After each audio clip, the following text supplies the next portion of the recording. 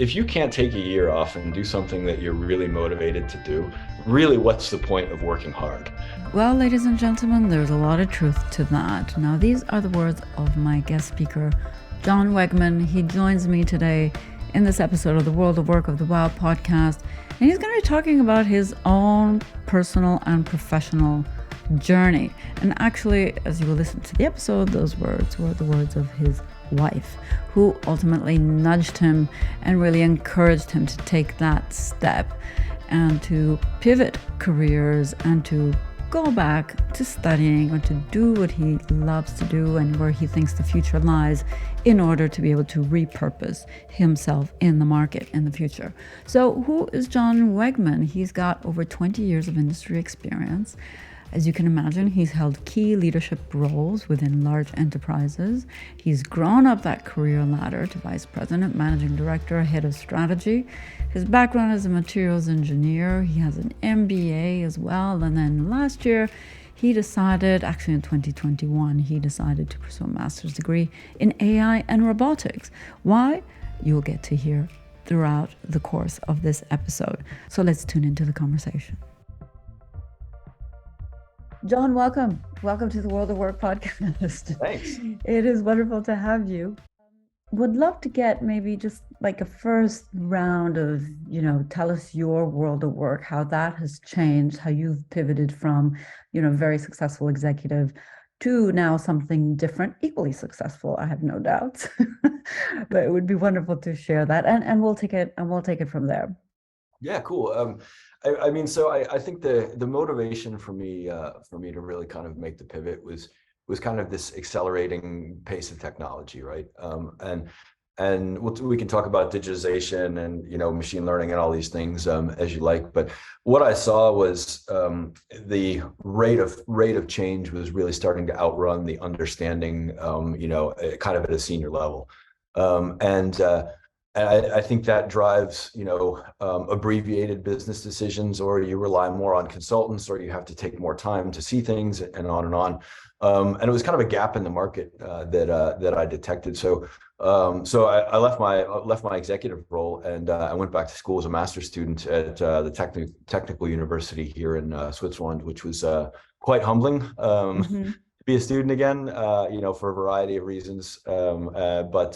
But really, the idea was to be able to talk technology and understand it at a deeper level to drive better business decisions. Because I think, there's all these horror stories about projects that go off the rails and end up costing way more, and on and on and on. Right. That's and definitely I would like to explore that topic a bit further with you in terms of the whole technology and how it's driving. Sometimes in a chaotic way, it seems, also business decisions, or taking perhaps jumping on that bandwagon because it's trendy, because everybody's going in that direction, but that perhaps it may not even be suiting the business that people are in. So definitely would like to explore that a bit further. But before going into that, tell me a little bit about how, what led you to, what was that inner, if you will, trigger point that led you to say, well, you know what, I want something as well different, or I want to take a break and go deeper in technology. That's wonderful. What other elements would you say kind of led you to that? What thought process? I think, or was it a spontaneous moment of saying, what, I'm kind of I think there was two or three swim lanes that were kind of leading up to it, and I think one was I'd kind of been in the same industry for about 10, 12 years, and mapped my future going forward, and thought, if I stick around for another 5 or 6 years, I'll be there for the rest of my life, and that really wasn't. It was comfortable, but it was becoming one-dimensional. Because you get in routines, right? You're in an industry, the lingo, the people, and so I think that was one thing. The second swim lane was really what I mentioned before, was the technology was really picking up pace, and I'll come to my trigger moment with that in a second. And then the third was personal. I'd kind of been in 2019. I did 152 plane flights, which wow. From an environmental standpoint, I'm certainly not proud of. But I think watching the kids grow up and wanting to spend more time at home, it was a motivation. We have our two oldest are girls, and my wife and I thought it would be cool to kind of switch it up a bit and kind of break this classical model of the mother's always home and the father's always working, because we wanted to set a good example for them as well. But so there was kind of all this stuff that was leading into it. But the trigger point was we were working with a major technology company on a project. And I'd always kind of fancied myself a bit of a digital expert. The company had always positioned itself as kind of experts in digital transformation. And working with it, kind of a deep tech company opened my eyes as to kind of how far, at least personally, behind I was in technology understanding. And I played that forward again, another 10 years. And I didn't want to be kind of the old executive who, everybody kind of talked around the sides because there's like, he doesn't understand anything.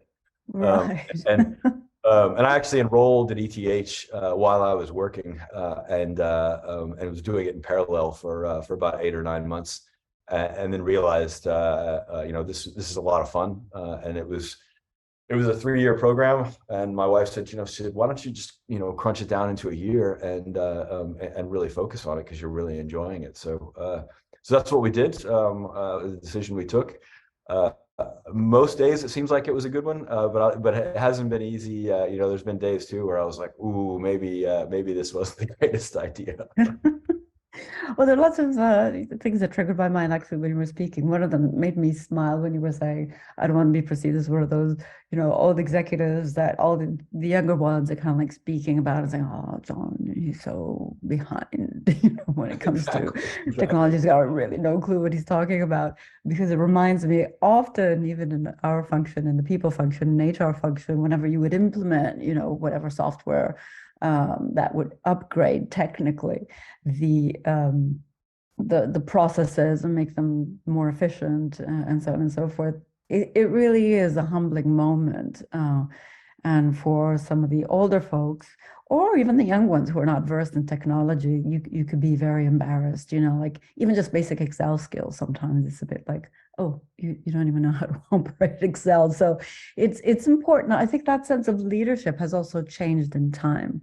What I mean by that is, in the past, it was kind of okay-ish not to be expected to actually put your hands in a lot of technological things. Why? Because you had a team that would handle that. But the name of the game today is you actually also need to speak digital, meaning, in my view, right, you need to have that basics of that understanding, because it's a little bit like English. It's become the new universal language. And without that, there really, really is the risk of not being up to the task, of being able to relate to others, even when it comes to digital.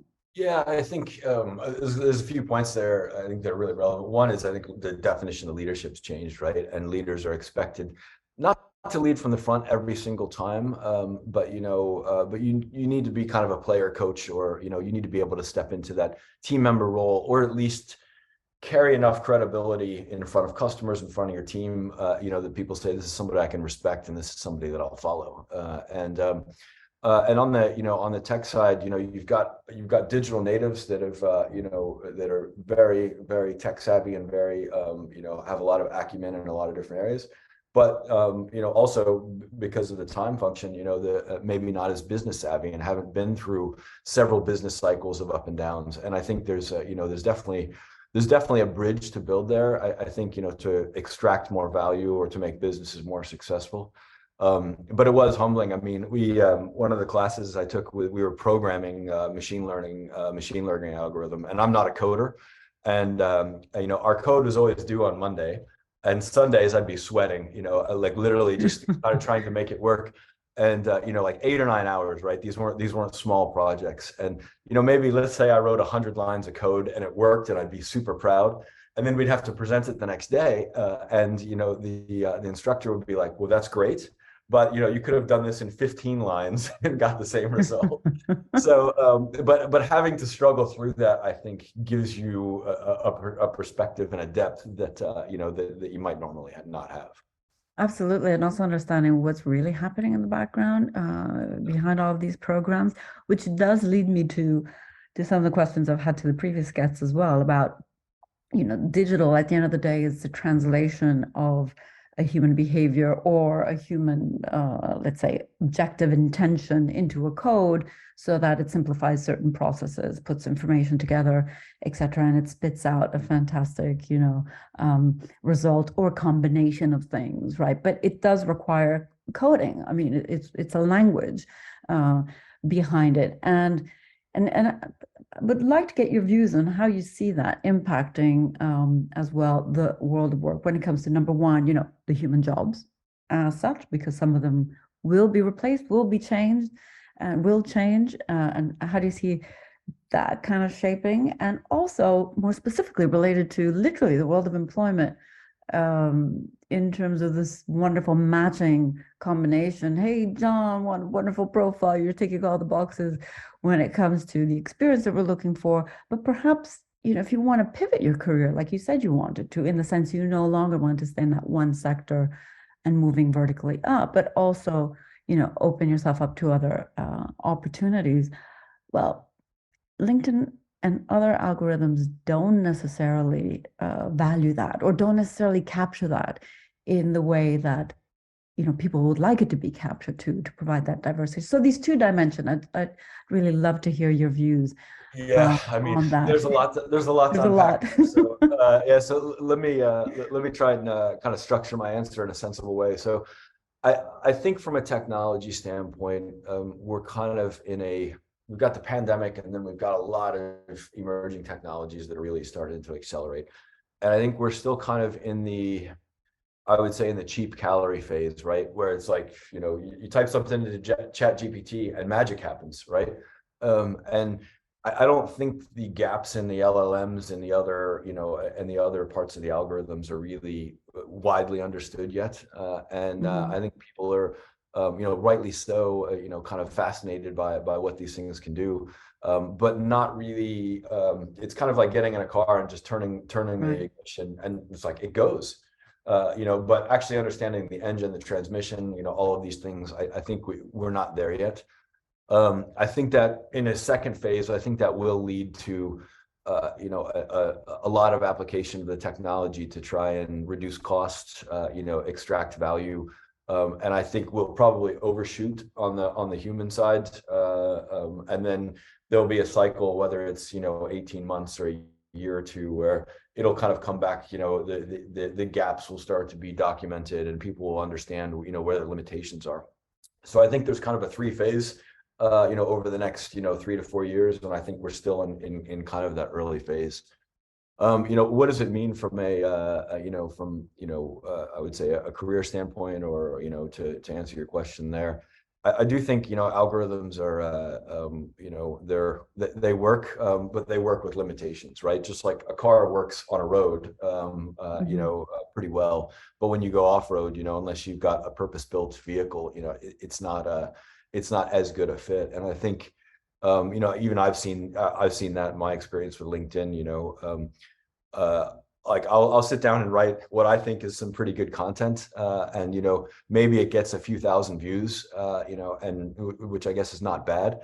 But equally, when a few weeks ago I was in Japan, and just kind of posted a thing with about robots in Japan, and it was kind of very general.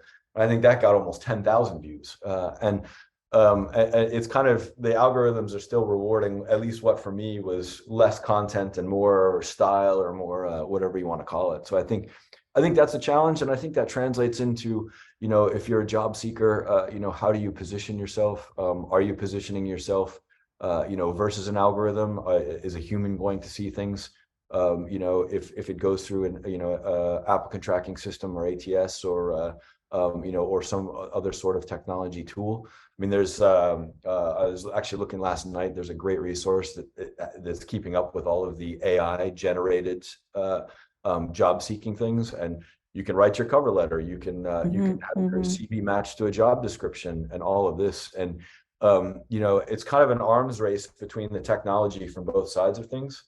And for me, that's great, but it's missing does this human being have the right skills and is in the right place to have the maximum impact in this role, right? I think that question is still is still kind of being circumvented, and you need humans, in that process to do it. And let me add, if I may, on that, I believe it's more than the right skills. And that is one of the things that it's very difficult to capture through technology. And that's why, the human will always be part of that process. Because as we're moving towards, a very hectic and like the shelf life of our skills, I think it was the CHRO of IBM at the time, it said, the food we buy at the supermarket has a longer shelf life than our skills do. And the fact of the matter is that, if we keep running behind skills, which is great, but we're always running behind skills. So it's also the mindset and that learning agility that we keep talking about. So how is this person able and capable of pivoting and of learning first-time situations? Of course, the intellectual horsepower needs to be there, but it's not enough. It's also what's fueling that individual, what's driving that individual. And yeah, at the end of the day, nobody wants to work with, I'm not going to say the word, nobody wants to work with arrogant colleagues. So it's this other component that makes us so human, right? That of course an algorithm will not, be able to capture. So it kind of goes to that first layer, that gatekeeping in, out, yeah, because it's ticking 60% of the boxes.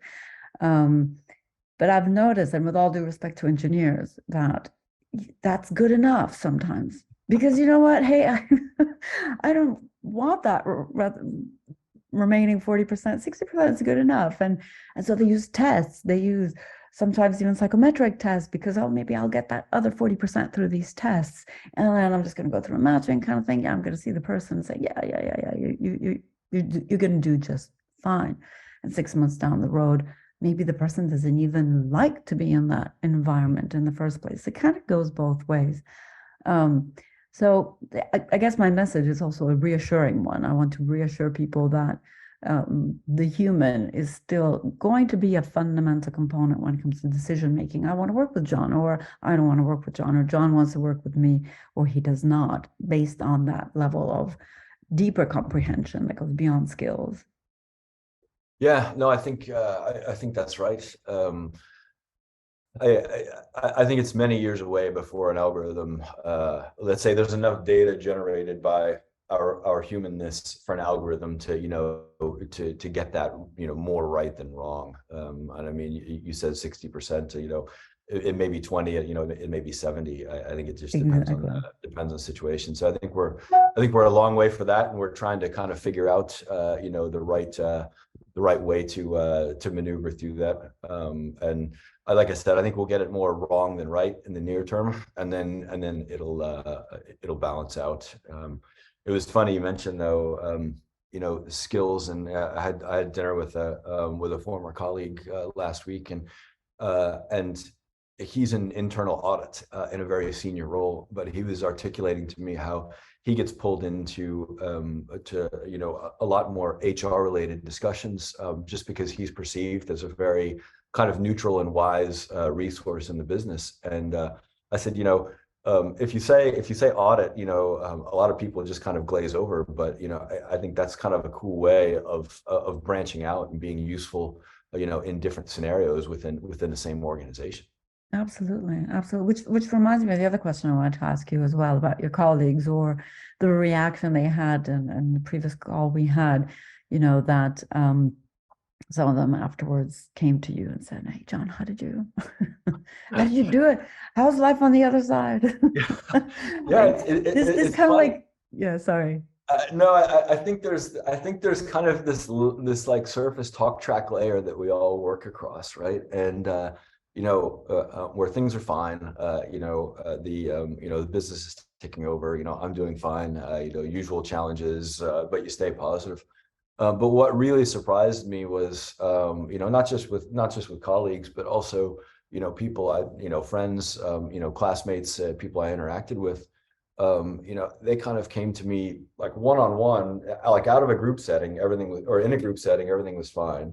One-on-one, they'd come to me and, I'm miserable. I want to get out of what I'm doing. Like, how did you do this? Because I want to do the same thing. And And there's really, like I said, there was no one thing that motivated it. It was kind of the cumulative effect of a lot of things. And it was scary. And, it remains scary.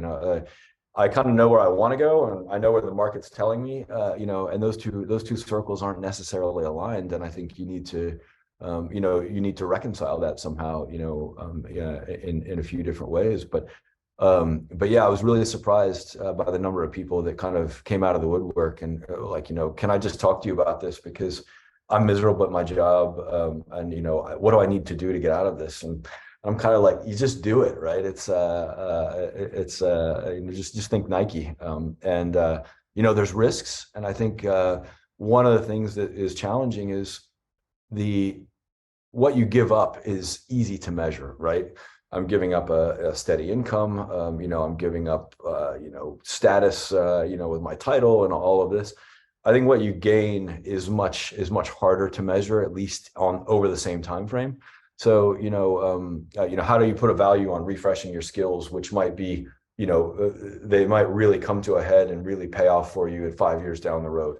How do you measure? Well, I've spent, a year at home with my kids, at a very formative age, having that parental balance, maybe hopefully makes them, a little bit better human beings, or, a little bit better equipped to do, to handle whatever the future may bring. But you can't measure that, right? So everything you're giving up, you can measure, and you say, oh, this is terrible.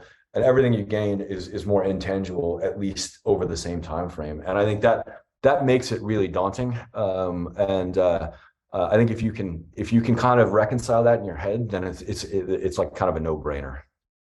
And how did you do that? Because of course that's the $1 million question. It's a bit like, John, tell us your strategy, especially Yeah, because I mean, you just have to kind of have to keep coming at the problem from different directions, right? It's kind of like shining a flashlight, into a room different ways, and you kind of see the shadows and you kind of see the object there, after several times, and you have to take the sum of all of those perspectives and really say, what's important to me, and I think that's not kind of a one day thought process, or like I talked to a lot of people and kind of said, what do you think about this? And I think you just kind of have to shine the light in the room enough to be able to see what's there sharply enough, and if you only look at it, let's say, from a career progression or an income standpoint, that's only one light in the room,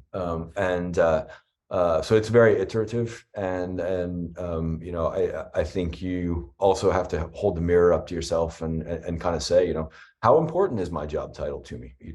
I can pick up the phone and get, lots of people, answering just based on my title. Is that something that really motivates me or not? And I think that's also a very personal and deep reflection about kind of who you are as a person. So absolutely, it's a long and drawn out process. But I think it my wife is. my wife was the catalyst, because she said to me one evening, she said, look, she said, if you can't take a year off and do something that you're really motivated to do, really, what's the point of working hard? And like, I think when she said that, it kind of like everything was done then. And I think you need people around you that are going to challenge you, and give you perspective. I mean, I talked to some good friends that are, partners at executive search firms, and they're like, do not do this, right? Because anybody's going to look at a career break and say, oh, what's happening here? There's more behind the story, and so on and so on. So I think you need to challenge yourself. If you surround yourself with people that only have one perspective, you're really going to kind of not get a good outcome. Right, or you're going to get their outcome as opposed to Yes, yours. exactly. That's the other Exactly. thing, which is it's wonderful to get advice, but at the same time, being true to yourself is equally important, and listening to yourself is equally important, and having the courage to kind of follow a little bit that gut. And you said a lot of precious things in these couple of minutes, and one of them definitely is the fact that you really need to be very mindful of where you're at in your career, where you're at in your personal life, your financials, your whole ecosystem that's going to be supporting you eventually, to make sure you have that. Because moving away from a known path into something else, of course, it's you who's going to do it, but you're not going to do it alone, because whatever decision you take is going to be impacting the entourage, the people around you, your family, your friends, etc. So, making sure that's kind of covered. And then the other thing is, we change in time. So maybe, 10 years ago, it may have been really important, the title, the status, to be recognized as somebody in the traditional sense of the word. And I'm recognized as somebody when I become a VP, or when I become a senior VP, or even more, a CEO. Wow, fantastico. And maybe you fast forward 15 years down the road, and you're like, that's gone now. It's not as important as it used to be. Yeah, I think that's right, Paula. And a lot of the feedback I've had as I've talked to different leaders, and it's really just been a one of perspective, right? It's like, where do you see yourself today versus tomorrow or next year versus in 5 or 10 years, and can you project yourself 5 years or 10 years in advance? And it's kind of a muscle that I think that with today's world, where there's a million different things going on and all these new externalities and on and on and on, I think it's really hard to kind of take a step back and say, what do I look like in 5 years? What do I look like in 10 years? When I was earlier in my career, I led a strategy group, and I was really fortunate to interact with some brilliant strategy minds. And one of the things that we learned in a business setting, but I think is also applicable personally, is kind of this idea of scenario planning. And the example that stuck with me was, if you were 500 years ago setting out to sail from Europe to North America or the Americas, there's kind of these things that because the route was not planned and the navigation was not good. But you knew you'd take food and water, and you might end up in the North America and be cold, or you might end up in South America, but you knew that you would have to pack the food and water, and then you kind of work your way back through all of these other commonalities, and then you get to do I pack the winter parka or do I pack my swimsuit, right? And I think that if you think about your career the same way and say, what skills are going to be important, in 5 or 10 years, well, ask 100 people and you get 1,000 answers. But there are a lot of commonalities that you can say, what can I do today that will have a bigger influence down the road? And I think when you have the headspace to think about that, which again is really hard to generate with a million things flying around, that view becomes a bit easier in the future. And the decisions you take today are very clear, right? You pack your food and water, because as you say, you end up, businesses restructure or whatever, and you're 20 years in a similar role in an industry that may be in decline, and you're out of food and you're on your last drink of water, and that's not a great position to be in. Definitely not a great position to be in. You gotta have that food and water. You gotta have your essentials in order to survive. And I would dare say you also need to thrive in your world of work. So do tune in to part 2 of my conversation with John. And by the way, I am seriously considering of launching some career retreats for executives in order to provide a little bit that headspace and a little bit that method, that thinking method on how do you go about reconsidering maybe your career, or maybe even transforming your professional journey at some stage in your life. So more to come. And in the meantime, do take care as always.